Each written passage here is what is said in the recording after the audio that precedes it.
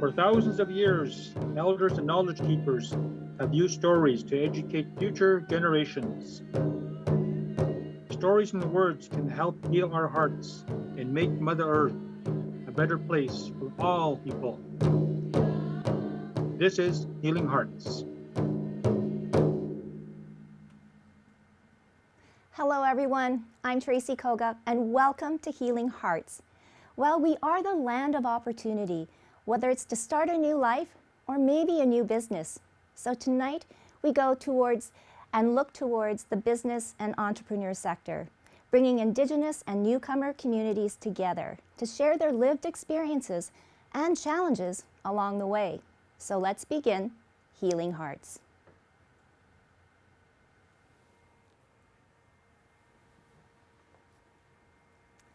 Hello everybody, welcome to Healing Hearts. It's so nice to see you in this time of pandemic and isolation, and yes, we are virtual, but it is so wonderful to see smiling faces. So at first, ladies first, I want to introduce Destiny Seymour. She owns Indigo Arrows, and then I have the wonderful Talal Dalank. He is owner of Altanour restaurant, and of course, last but not least, everybody knows Ravi in the community. Ravi Ramberran, who owns Four Crowns Inn and Event Center. And we brought you three together because not only are your businesses diverse, but you've also followed your passions. Destiny, you're new, but you've kind of changed your course into something that you really love. And I love it because it's also connecting you to your culture and sharing it with others. Talal, what can we say?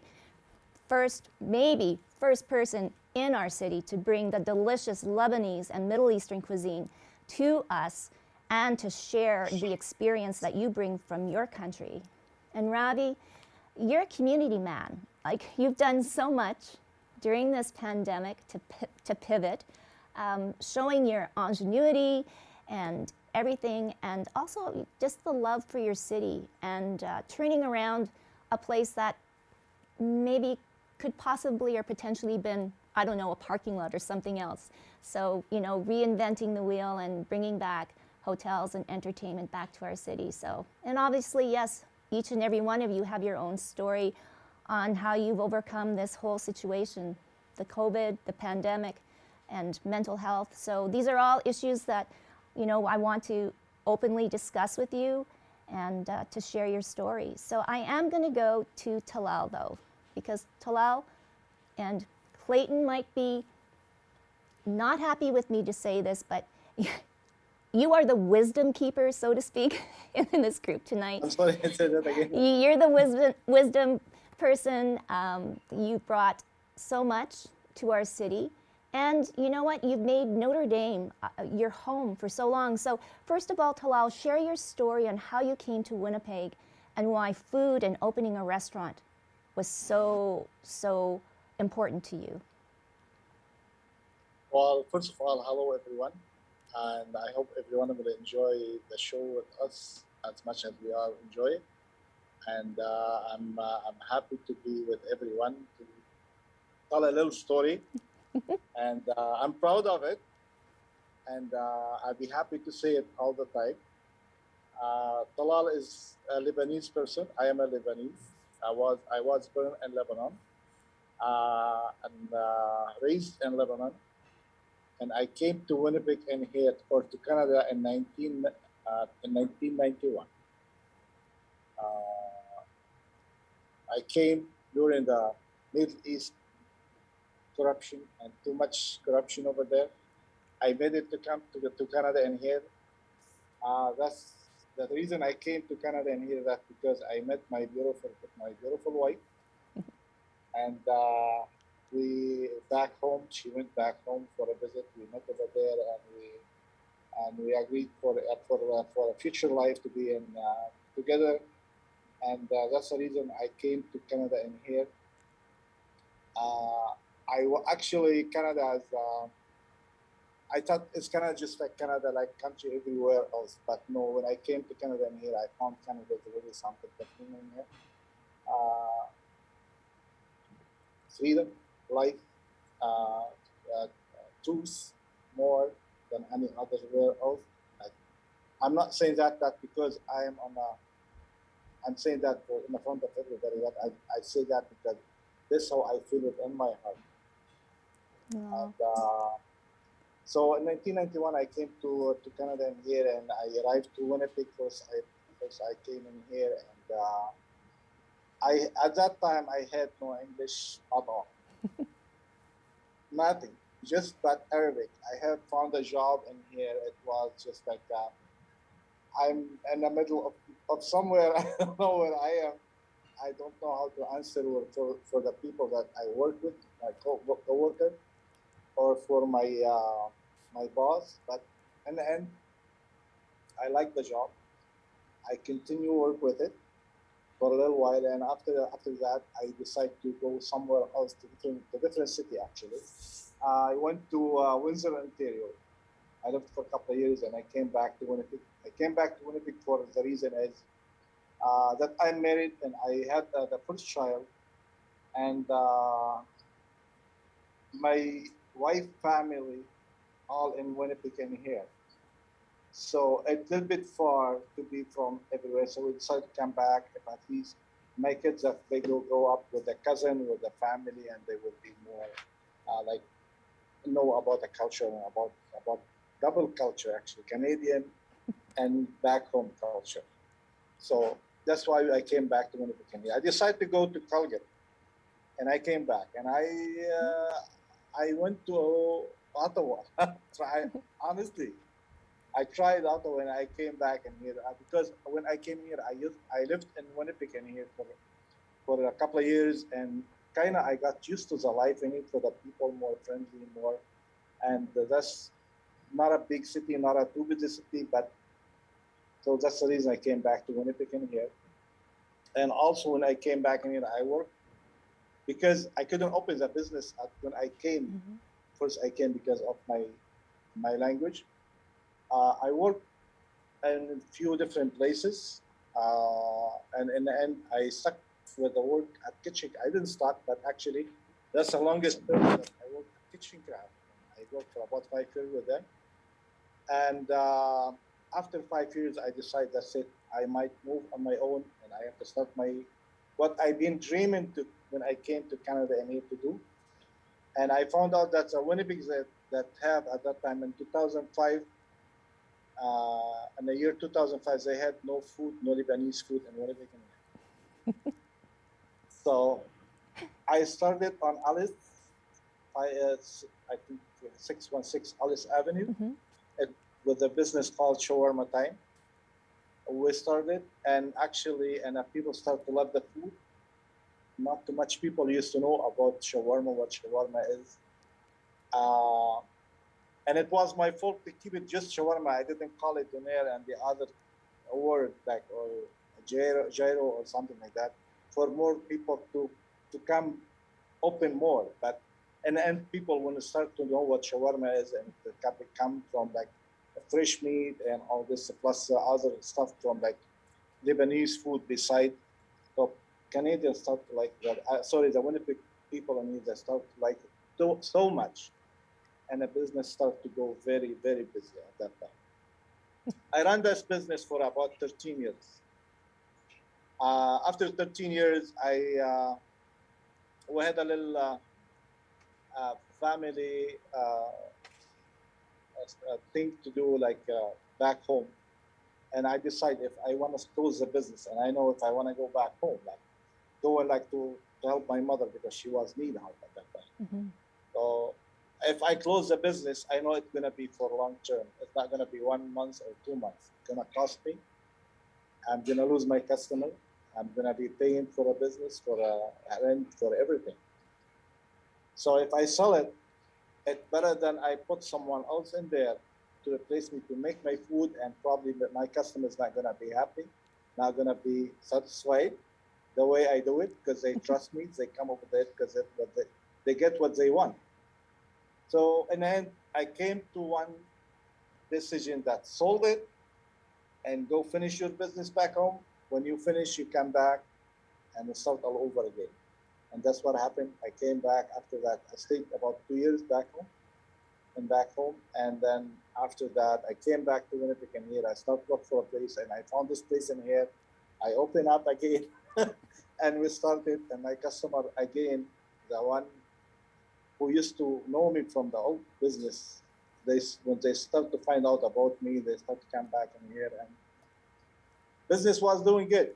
First we opened until the unlucky COVID-19 hit everywhere in the world. Not just me.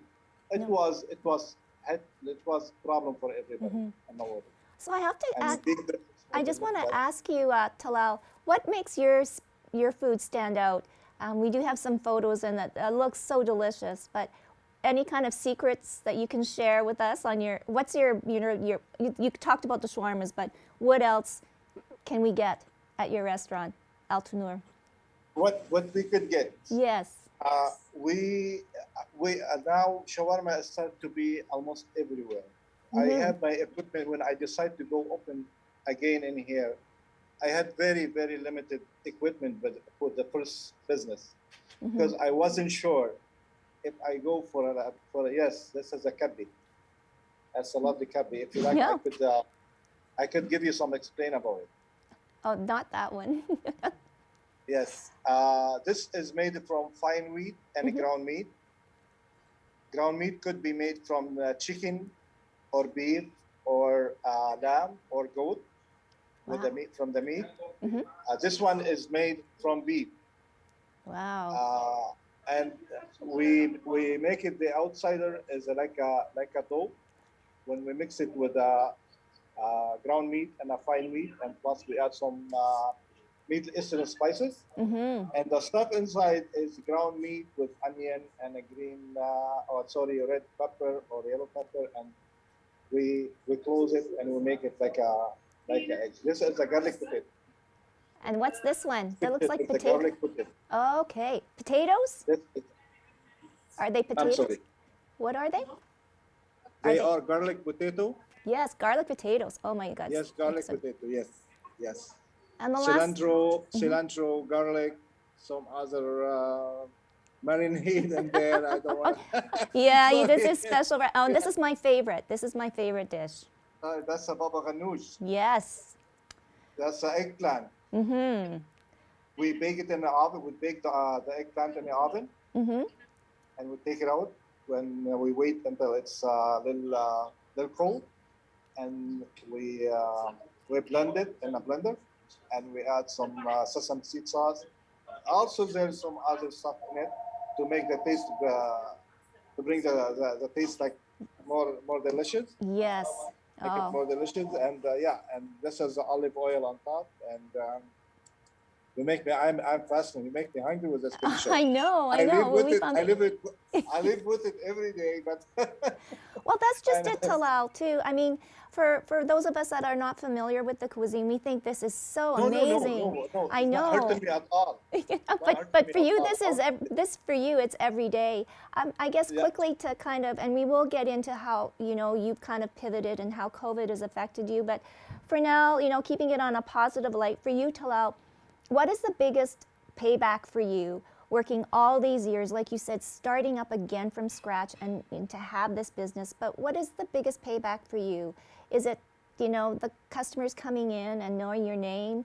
Or it might be a combination of a lot of these things. Yes, this is the biggest thing for me. When you know what, in every business, everyone open to make money, right? And honestly, when I get my customer to walk inside in here, I like to treat him like a friend.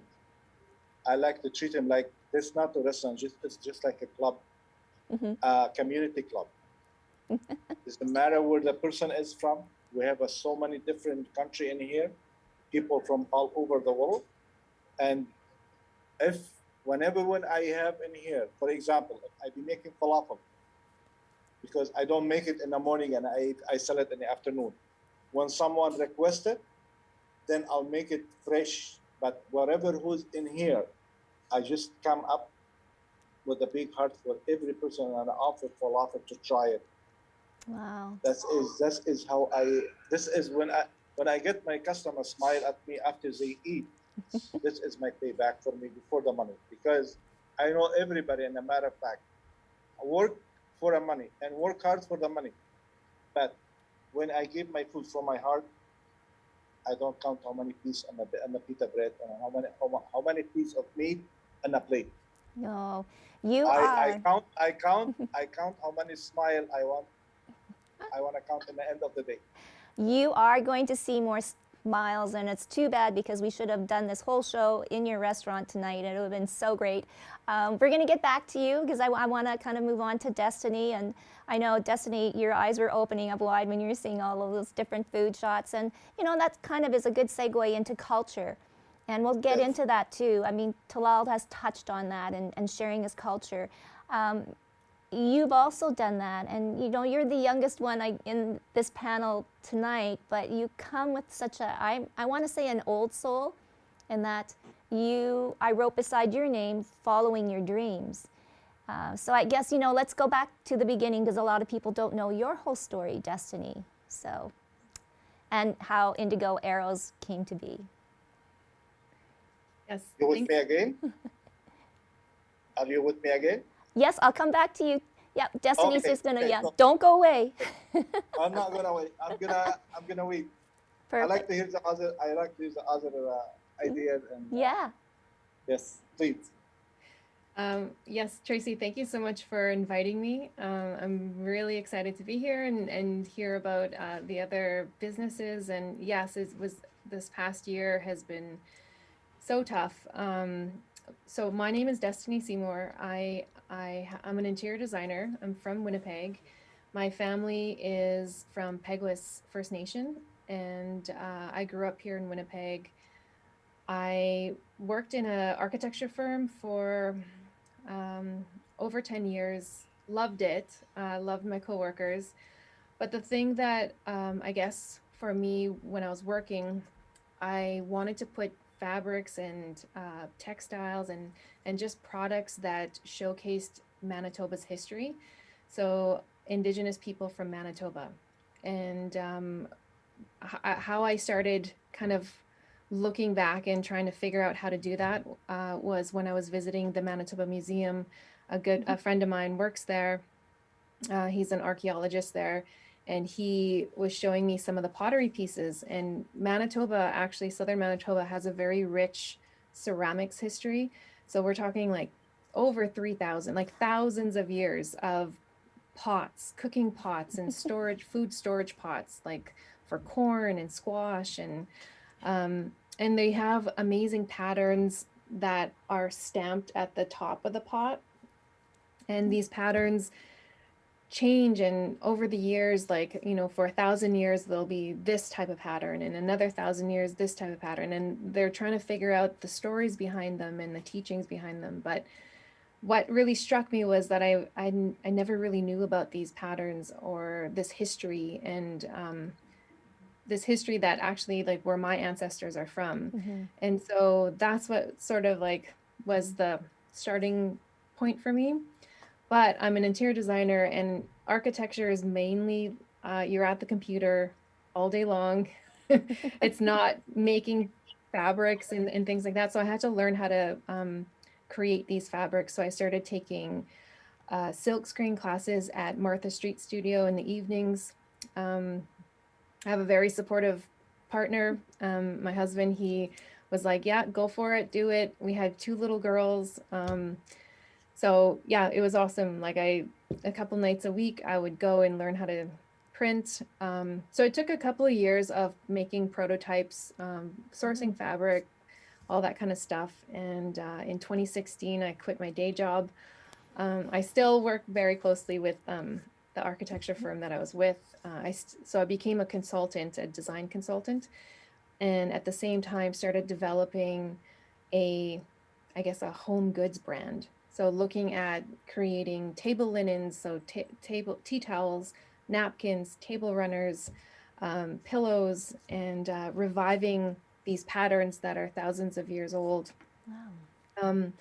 And so I didn't know that one day I'd be a tea towel maker, but I did. I became a tea towel maker, and I love it. And so here's a picture of one of the napkins. This pattern here is over 400 years old. It's from an elk antler bone scraper tool. So the tool is about that long, and all of the patterning was carved around this tool and uncovered in one of the archaeological digs, and it's at the museum now. And this pattern here these are the pottery patterns. Those would be stamped around the rim of the pot. And so what I do is I don't do an exact replica of the pattern. It's inspired by the pattern, and then I kind of create, my patterns are very minimal.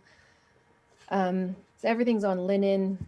And so this pattern here is over 3,000 years old. And this is actually directly from where my family is from, the land where my family is. And this here is a table runner. And it's the same pattern. So all the patterns are also named in Anishinaabemowin. And so it's reviving language. This pattern is called Niswe. All the patterns, my dad helped me name the patterns, and they're actually quite simple. The first one you saw there was called Bejig. Bejig means one in Anishinaabemowin. So this was the first pattern I started sketching and designing and creating. So these fabrics are now, I get them printed on large rolls so that I can get color. So this is full color on linen. It's a Canadian company in Ontario.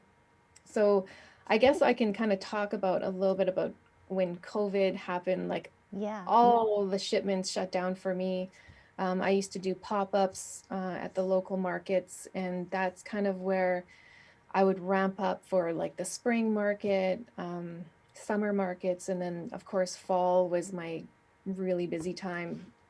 And so fabrics the shipments just stopped, and I thought, okay, well, I was still doing architecture, so I have all my products or my projects, but the pop-ups ended, of course, and then the fabric, but what happened was really crazy, is because everyone was home, my sales went up, but I had no stock. So that was a little tough. And so trying to figure out, also Martha Street Studio, where I was printing fabrics, because I still hand print. This is like one of the pieces that I use to create screens. But Martha Street Studio closed down. They weren't open to the public or even renters. And so I had to change things here in our home. I'm in the basement right now, and my husband helped me set up sort of a home studio. So I was printing at home once the fabrics would come in. So yeah, it was just very, very different. But yeah, my whole, I guess, Indigo Arrows is all about, this is the studio. But one thing that, I guess the positive thing, my 10-year-old daughter took this photo. She got into photography. We were spending more time together because we took them out of school. So she started taking photos and just being with me. Yeah. And so the whole reason I started Indigo Arrows too was it was really tough every Sunday evening, knowing I had to get back to work, and, just not having a flexible job, and in case I had to be home with them. So yeah, they kind of inspired my whole business. And so now to have her be involved in, my other one is like, I don't want anything to do with it. Well, you know what? Yeah, at least you have one of them. Oh no, it's like, what a beautiful story.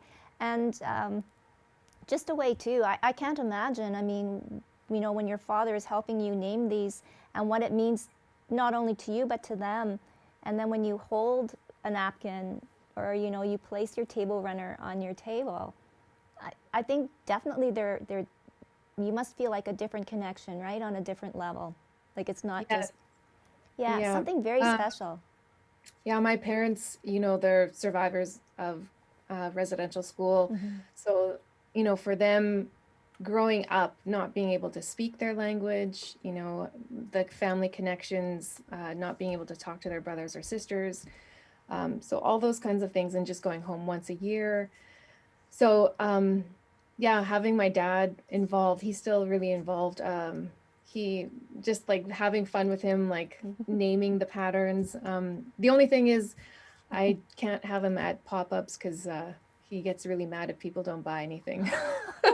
So you'll see this little guy that like just mad at, yeah. So he's not allowed to come to pop-ups anymore.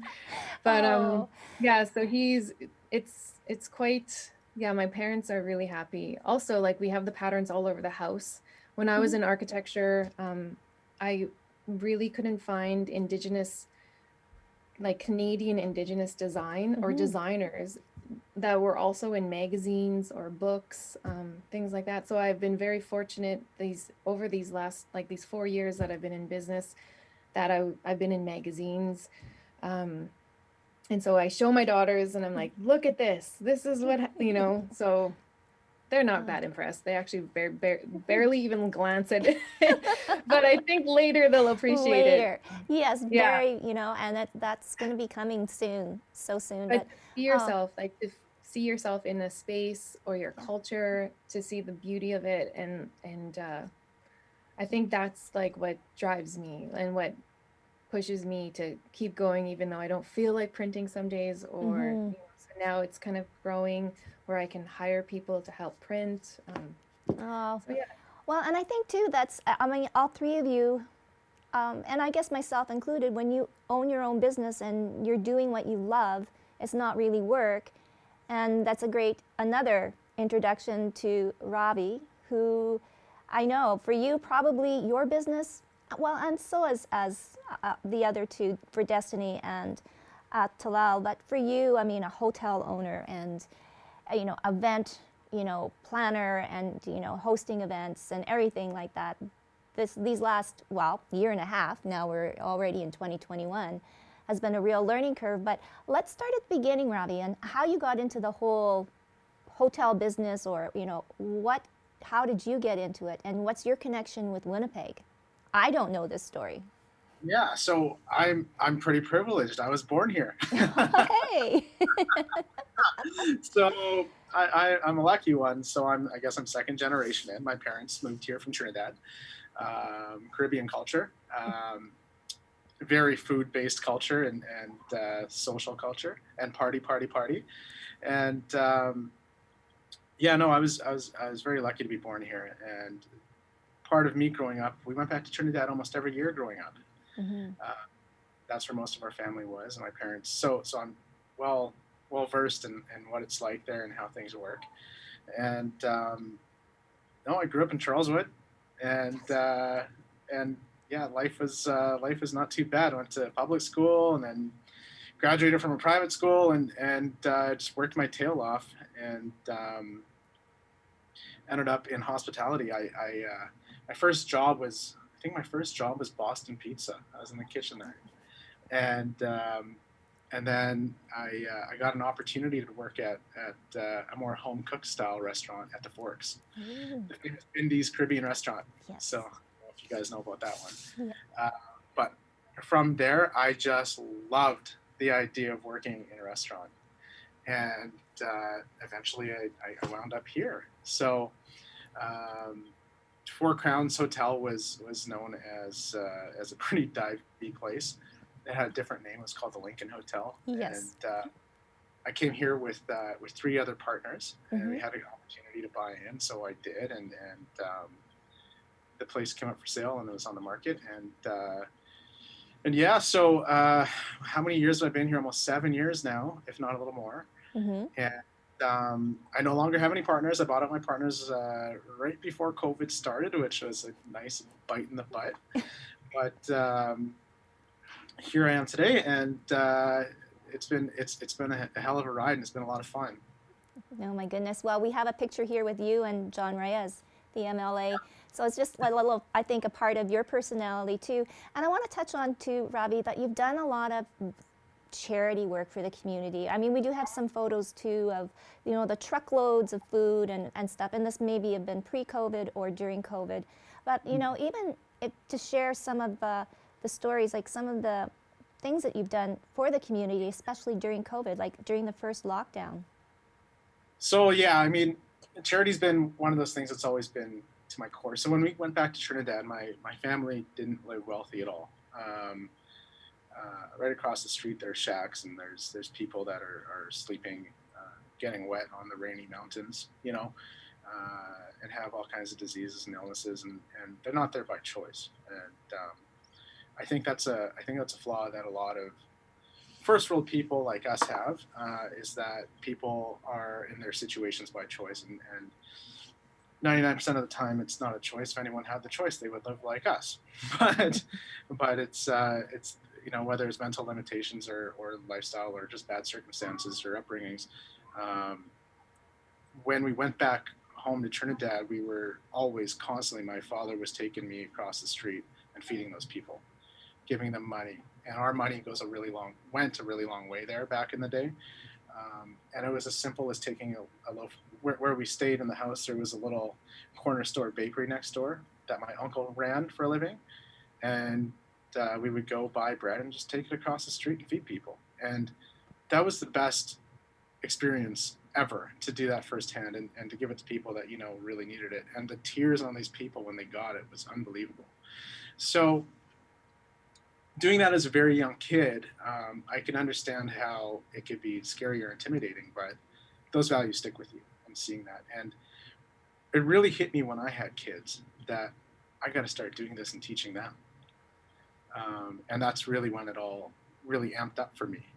You know, growing up, yeah, I'd give change to the guy on the side of the road, but now that I have kids, I realize I need to go big with this and really teach them the first world way of doing things, you know? So it's been a blast. It's been a lot of fun, and it's been extremely rewarding. But during the lockdown, I all of a sudden ran out of a job. I was unemployed, so I had all the time in the world to do all these really fun, creative things that I always thought I wanted to do. And I just never had the time to do it. So I did. We did a domestic violence shout out where I opened my empty hotel rooms to victims of domestic violence, and I got a lot of flack for that. But at the end of the day, we saved about 15 families and put them on a very, very different path, which was awesome. And we did some food bank stuff, and we did some what do you call it? Basically free food for people in the community just outside on our front step. You know, we did some stuff with Seymour Mission. And what else did we do? We did a ton of Christmas hampers, which was great. And one of my interview questions that you will not get hired if you answer it wrong is, have you given back to the community? And if not, are you prepared to make that part of your core values of working here? And almost nobody says no to that, but you can tell when they're genuine. But yeah, now we're turned back on as a business, which is great and exciting. And even though we're still not making any real money, I'd rather have things like this than be locked down. But like I said earlier, Tracy, it's this is an awesome thing to have on your resume. I'll tell you that. It certainly is. I want to ask you, Ravi, I mean, if we can go back to when you were like a makeshift shelter, and I mean, that's amazing, you know, even making a difference in anyone's life, let alone 15 families. What did you learn, or what surprised you the most when you heard of these horrific stories and seeing these women and children homeless? Yeah, it's unbelievable to see the monsters that really exist in our world right here in our backyard. The stories were surreal, like unbelievable. I mean,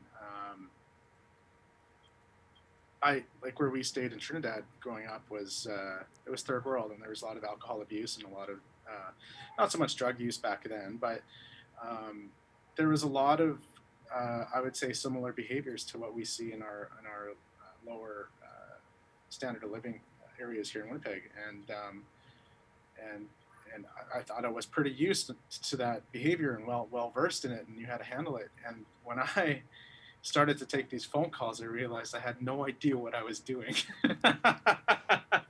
So it was a sharp learning curve. I told the people at the front desk, anyone that calls, just forward them to my cell phone. I'll pick it up, doesn't matter, 24/7, right? And oh my God, I couldn't believe it. I was like a hotline for domestic abuse. It was unbelievable. And I thought, wow, these organizations that actually do this for a living really need to start advertising on Facebook. because I started getting calls, and I said, well, did you talk to the domestic abuse hotline yet? No. Okay. Did you talk to the police yet? No. Did you talk to any shelters yet? No. I don't know how to get a hold of any of them. I just saw your number on Facebook and we called. Wow. So it was very, very enlightening, and it was pretty hard work, and there was a lot of really messy scenarios where police got involved in each one, actually, and it was just for everyone's protection, for the victims. Yeah. For ours. I mean, and that's just one example of what you've done. You know, let's talk about this now. I mean, opening your doors, and you know, there are people that are desperate. You know, they've lost their jobs. You know, they might have mental health issues and whatnot. You both, Ravi, your doors are open. Talal, your door is always open too. What has it been like with the people that are slowly coming back to the restaurant? You have to unmute yourself, Talal.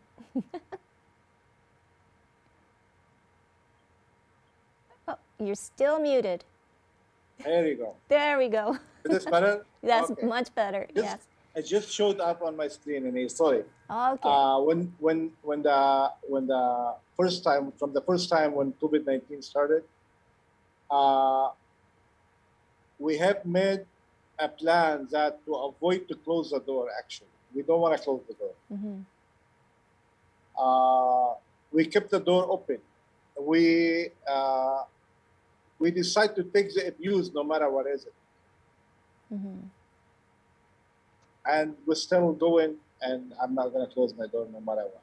No. I believe that if you're scared from something, it's going to happen. Mm-hmm. Just don't throw everything behind you. Don't think about it. And every day I'm dealing with people.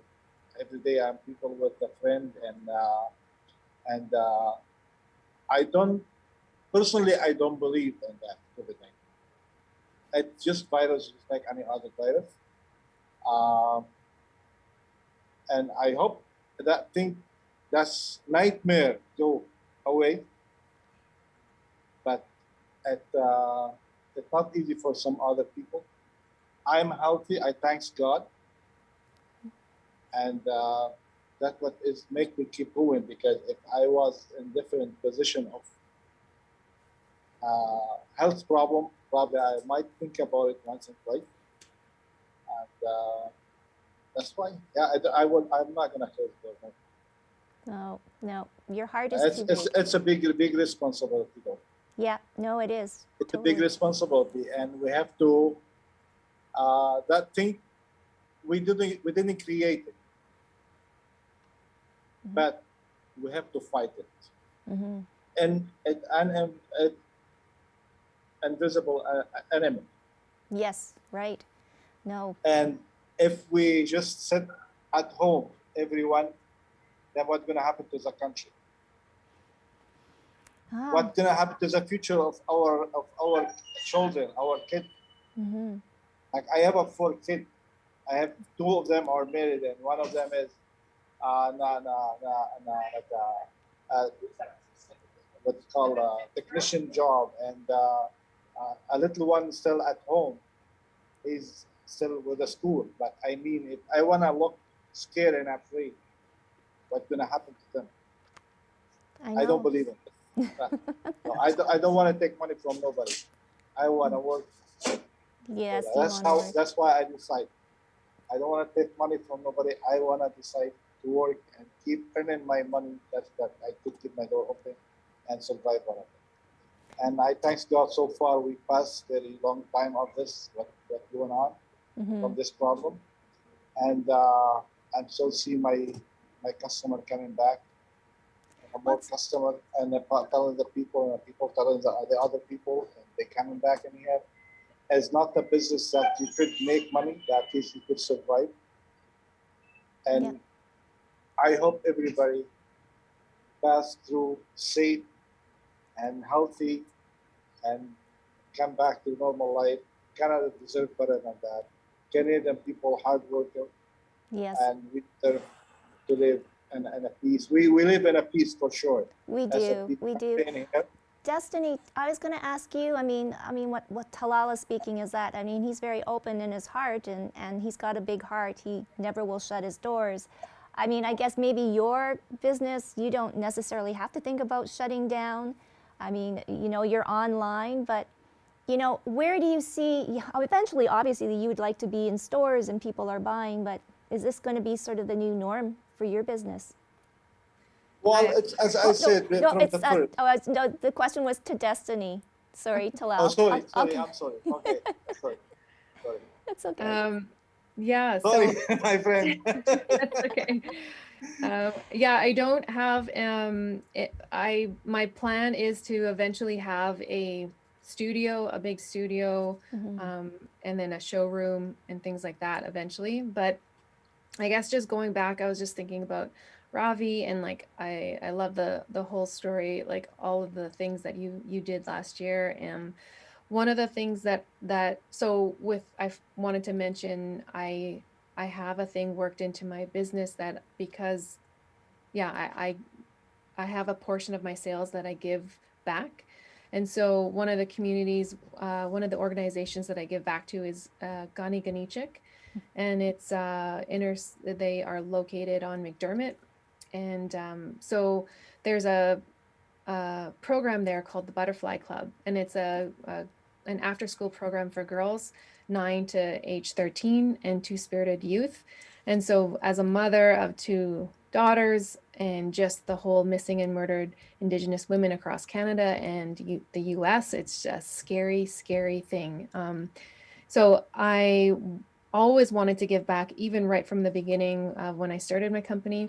But one of the ways that I got lucky was I collaborated with a local manufacturing company called Freed. And it's a women-led company. They're actually a 100-year-old company here. I'd never heard of them before until last summer when we started working together, and we came up with a mask design. And so all proceeds went to the Butterfly Club, which they lost a lot of their funding last year and with COVID, and they had about 20, almost 25 participants, young girls. And so we were able to raise money to get them all tablets so that they can do virtual after-school programs. They also deliver food before each after-school program. So all those participants, they have food delivered, and that's how they start off their, I guess if they're learning how to, I don't know, do a craft, or if they kind of pick their own program. But yeah, so I was really excited that we were able to raise so much money for them last year, and into this year, we're still selling the masks as well. Oh, that's so beautiful. And can the public buy the masks too, as well, Destiny? Where can they go? Yep, so you can go to freedandfreed.ca, and it's on my Instagram as well, Indigo Arrows, and Freed Indigo, and then Freed on Instagram. But there's links there. Perfect. And it'll link you right to the website, and so all the masks are there, and it tells a little bit too about Gani Ganichik, and yeah, so we got to meet all the kids too, and they all got masks. And yeah. You know, what is it, you know, and okay, and Ravi, I mean, you just sent a sweet message to Destiny.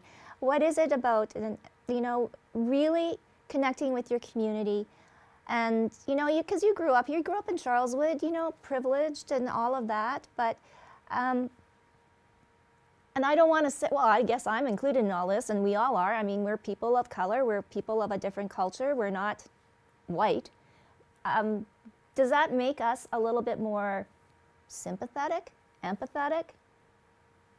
No, I think, you know what, I've seen both sides of the coin, both in white or brown or black, Asian, whatever people, you know. Every culture has that. It's not just us on this screen or where we come from, you know what I mean? So for me, I mean, Winnipeg's been fantastic. I've never really had any real racism towards me here. And I think it's also my outlook on what racism is to me. And I can actually say if someone's ever treated me different because of that, it's probably just because they didn't know better or they lacked experience, right? But in terms of actual like hate crimes or someone really hurting my feelings because I look different, it's never happened, right? Maybe it has and I was unaware of it, but even better. So, I mean, that means it wasn't that serious, right? When I was going to school, I was the only, there was 2 brown kids in my school, all white kids, right? But, and of course there were some funny comments like, who painted that guy, you know, whatever. But there was no hate there. It was innocent questions, and it was kids being kids, and kids are cruel. But as a kid too, you also don't realize the seriousness of it. So it's kind of, it works in a funny way. But it also turns you into, it also, you're also raised to realize you're a little different, and that kind of builds who you are. And I guess you're right. It puts a little bit of empathy into us. Well, but and you've got a family too, so what, you know, how are your children doing through all of this and isolation, and you know, and what are their feelings too when they see their dad doing all of this? My kids are young. My kids are 4 and 6. Not that young, no. I know, yeah. Which is what I really liked about what Destiny said about the Butterfly Club. A lot of the give back I do, you'll see is, if you ever look into what I do, it's geared towards women. And it's because I want this world to be, I never want my girls to feel like they can't compete with a guy or anybody for that matter because of who they are and how they were born. And I think that a lot of people are taught, for example, some of my family members are taught, you're different. People are going to look at you because you're different. Whereas I was taught, you're not different. Your blood's the same color. But the truth is, some people do treat others differently because of who they are, where they come from, or whether they're a man or a woman or in between. So I want this place to be awesome for my kids when they grow up, and I never want them to feel less powerful than anybody else. And I think we're already 90% there. You know what I mean? Mm-hmm. But there's still work to be done, and you know, I'd like to be part of that for them. Yeah, well, definitely the circumstances that we're in now, I mean, I think definitely the playing field has leveled off a bit because, you know, we are all in this in some way, shape, or form together. I mean, Talal, what kind of values have you instilled in your children through these years? And, you know, obviously they see their hardworking father working 24/7 probably. Oh, he's muted again. Before he unmutes, can I say this about Yeah, I know. Lau, I've been to your restaurant many, many times, about 8 or 9 years ago, I think it was, maybe 10 years ago. And I don't know if you remember me, but I used to come to your place like once a week or once every 2 weeks. And the food was awesome. That was the first time I ever had shawarma. Thank you very much. I kind of remember your face when I saw it. I say, I don't want to make no mistake, but that guy, I'm a little bit familiar. Yeah, so, no, that's awesome. Yeah, very nice food. Yeah, nice to meet you again. Yeah, and thanks to Tracy to have you again and here to see you. So, what values have you taught your kids, Talal? I'm sorry. What values have you taught your kids through all of this? What's better than love? Yes. Right? Pardon? What's better than love? What's better than love? Oh, so true. And love comes in all different shapes and forms and all different colors, right? Yes, I have, as I mentioned, I have two girls are married now. Mm-hmm. I'm proud of all my kids, and I did my best in my life toward them. And anytime now I'm gonna have the first child in our family, first baby.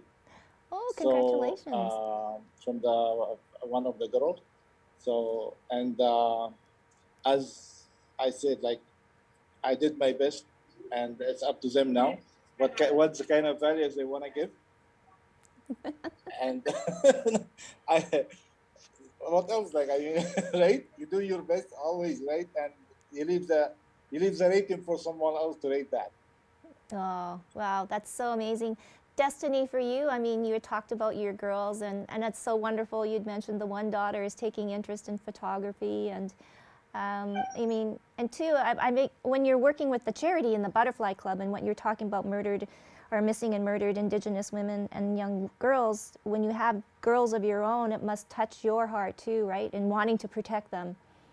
Oh my gosh. Yeah.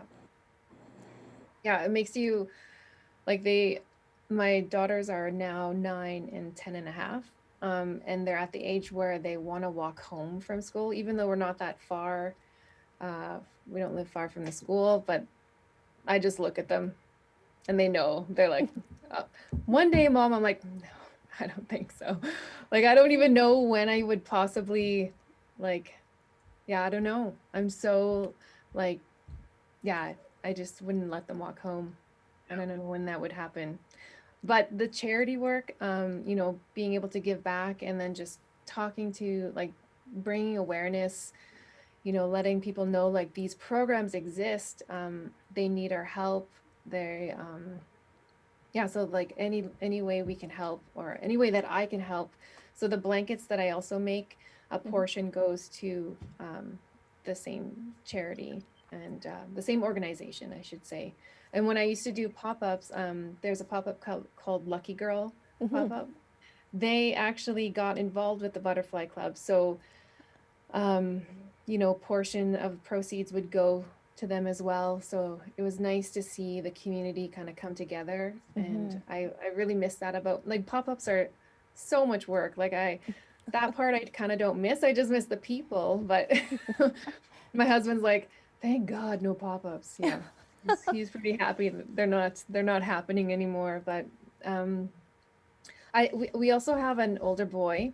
He's 20 and he plays hockey, and he, you know, it was such a tough go for our young hockey players. He being in Dauphin, playing with the Dauphin Kings, and so he had to come home early.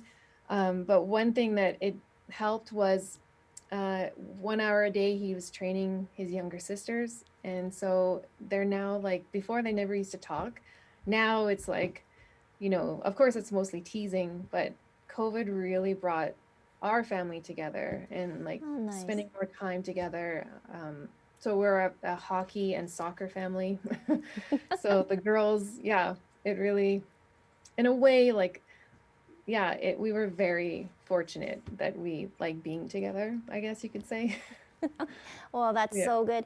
Destiny, I just wanted to ask you too, as far as, I mean, looking at careers that you have made yourself, like going even back that you got your master's degree, I mean, the first in your family. Are there more opportunities now for Indigenous women to get their university degree, to, you know, find those jobs at, you know, at a higher level, or is it still a struggle? No, I think, you know, going back, so I get invited, I'm like the old designer that gets invited back to go speak to students. And I'm so impressed. There's actually quite a growing number of young Indigenous designers, men and women, but a lot of women too. Like, the numbers are still very low compared to non-Indigenous students, but it's definitely on the rise. There's a lot of work, you know, like I think people just, or students, young students in junior high, high school, they don't know that these options are out there. This, you know, we need people designing buildings, schools, daycares, like, it's super important. So yeah, I don't know. It is getting better, I guess I could say. Well, certainly, yes. I mean, you're such a great role model, and, you know, we just always want to keep those doors open. And then Ravi too, for yourself, I mean, do you see, you know, the entrepreneur growing in, and I mean, your girls are young, but would you like your daughters to experience, you know, having their own business, whatever that might look like? Absolutely not. Oh, why did I think that was the answer? Yeah, because they got to support you, right? Yeah, they're right into medicine. Yeah, no. Yeah, either a doctor or a lawyer. That's it. Yeah. You know, recession-proof business, that's for sure. No, yeah, I mean, whatever it is, I was taught whatever you want to do whatever you want to do, just kick butt at it, just be the best at it, right? And I think that's the goal. You got to do what you like. I love what I do. I'm here 7 days a week. It's nuts, but I love it. I truly love it, Mm-hmm. and that makes a difference because you can tell when people don't love what they do, and no matter what you're doing, there's some days where it just really feels like a terrible job, no matter how much you love what you do. But if you do love it, you're just going to excel at it, right? So I know it sounds cheesy, but it's true. Well, and I was going to ask you, is there any one person, or is there a certain piece of advice that sticks in your mind that, made a big difference or influenced you in life? Yeah, my father was extremely instrumental in my life and staying a really positive person, always looking on the bright side. I mean, one thing he always said to me growing up, whenever there was any stress at school, house, in the household, jobs, whatever, family life, illness, he always said, whenever times got tough, he said, look, listen, this situation can bring the best out of you or the worst out of you. You take the pick. And I remember that conversation every day, every single day. And now I'm teaching my kids that, hey, listen, I know you're stressed out, your toy broke, but it's going to bring the best out in you or the worst, right? And it makes you think twice, and you realize how lucky you are. So that's it. Oh, you make it sound so interesting. I guess maybe your next thing should be just giving free parent tips or advice. Oh, Tips from Ravi. No. Talal, I'm curious what your answer would be to this, but why do you think you have been so successful as a business person and also as a family man? Number one, that's what I believe in, that a person have to be, number one, honest with himself, especially if you want to step into to build up a family. You gotta turn into a different life.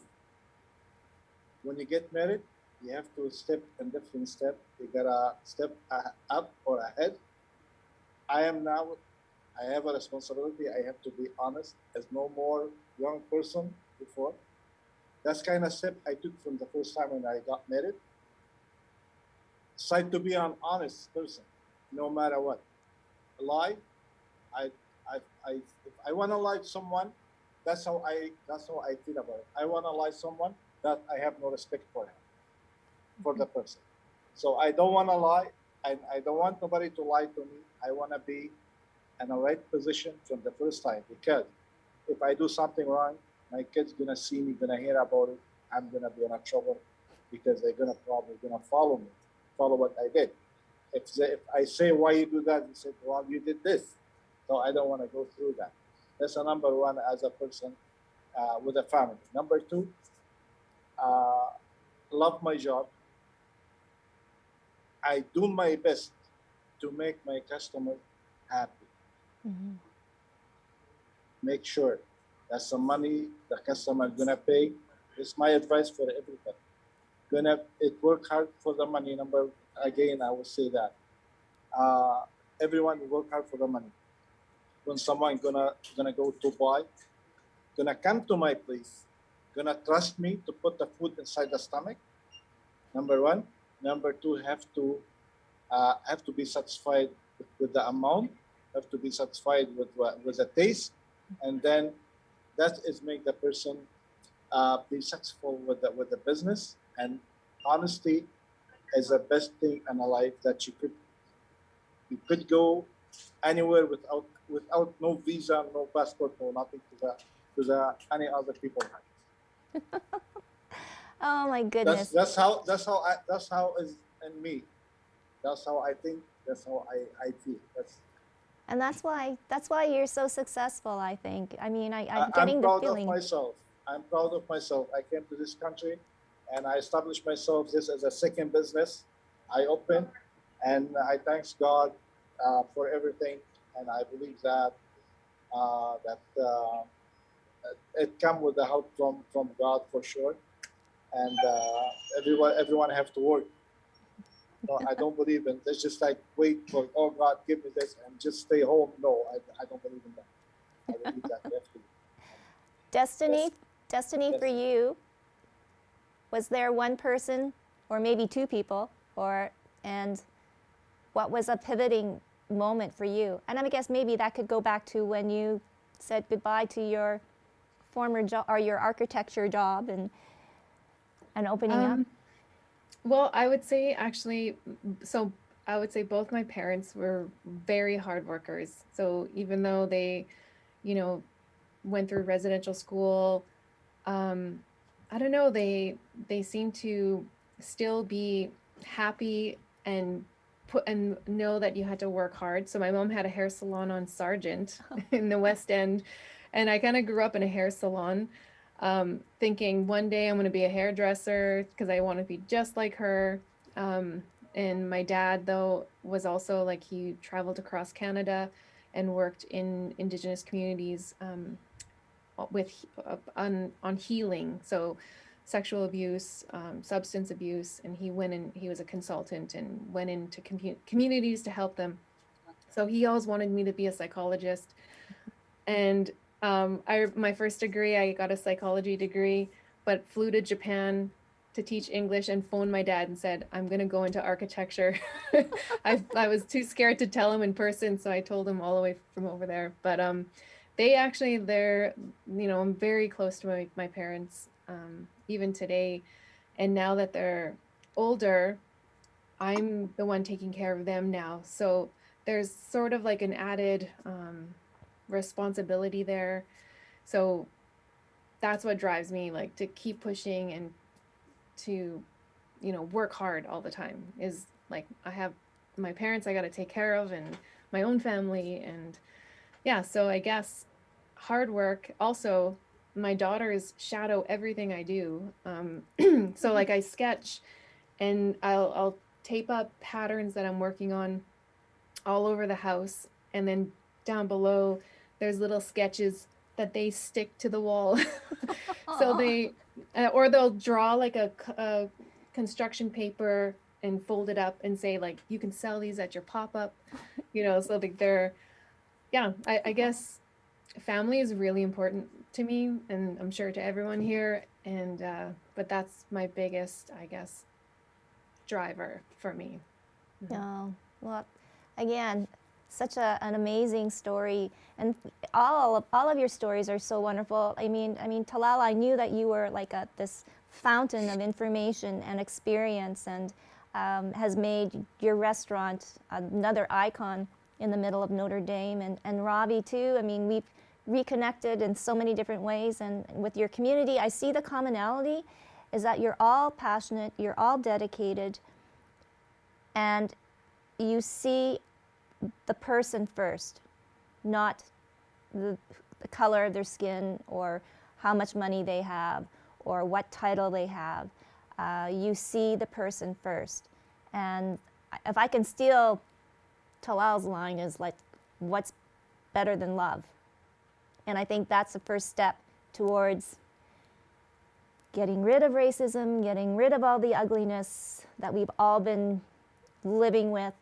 And I know that these are tough times for everyone, but I know we want to get back and to support businesses like yours, Destiny, and so that you can support your charity. We want to support Ravi so he will continue to work and support all of the community efforts around his business. And Talal, well, you just want to keep your doors open and feed the hungry, which is the most basic thing that you can offer and the most wonderful thing that you can offer. So really, on the behalf of all of us here, big thank you to Immigration Partnership Winnipeg and Hani as Talal's good friend, and Knowledge Keeper Clayton Sandy. They are the co-creators of this program, and it's allowing me and everybody else that's watching on Facebook and streaming live on YouTube to hear your stories, which I think are really important to share. So thank you all. Stay safe and stay healthy, and we wish you a very good evening. Thank you for joining us. This is fun. Thank you.